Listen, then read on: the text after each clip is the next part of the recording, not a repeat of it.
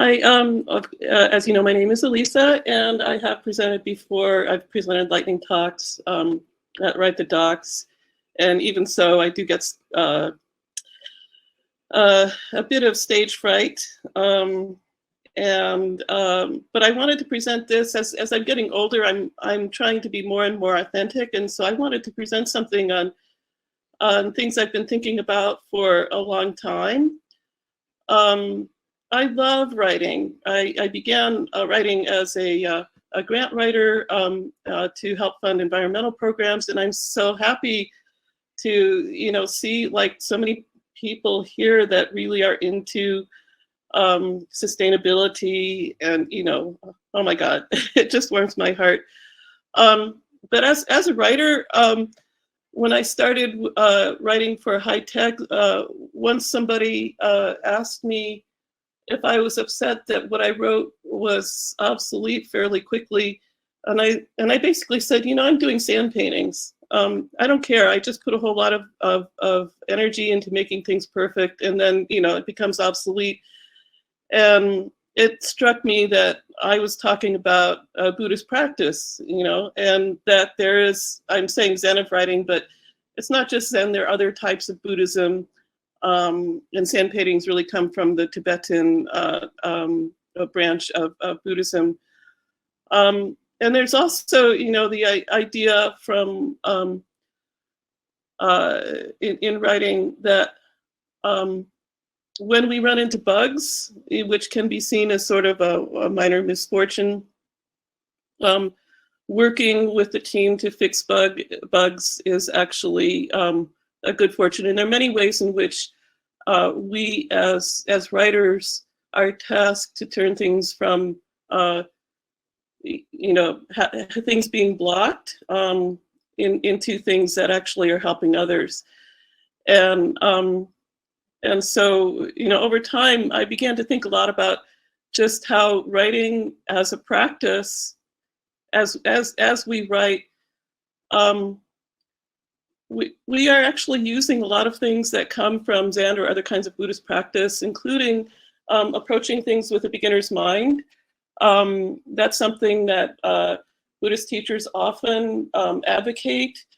And again, I mentioned the idea of impermanence, in terms of our documentation being obsolete so quickly. And we are always working with irony. And so, writers in all fields of writing actually really do enjoy irony. And irony is actually part of Zen practice, because if you look at the idea that being born into a body is a misfortune, and yet the body is very precious. A lot of Buddhist teachers encapsulate their teachings in irony, and we also find that all the time in our work, and also approaching things with a sense of humor. So anyway, it just intrigues me that there's so much in writing that we can connect with various kinds of spiritual practices. It doesn't have to be just Buddhism. So one of the things that I thought about doing that this might surprise people is just like, as a writer, standing back and looking at symbolism, because we, even if we're writing about technology for software developers, being able to exercise our ability to work with symbolism and to work with metaphor overall actually really helps us. So in my work, I sort of delve into things that I don't know anything about. And I tend to really love writing about things that I know nothing about. So I'm learning and writing at the same time.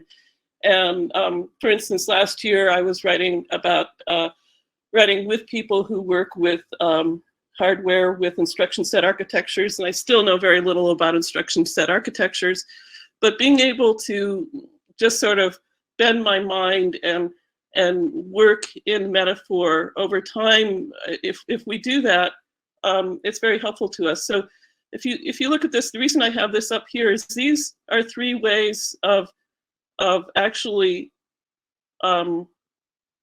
providing a symbol that means exactly the same thing. There's the yin yang, which people have seen. There's the Ouroboros, and then the yin yang actually, to my surprise, is something that relates to astrology. So I had seen the yin yang a long time ago, and then I came across something where you can see here that there's solstices and the equinox, and I don't know I exactly. am Okay, so sorry, but I must ask you to cede the floor. But you should see the chat. It is blowing up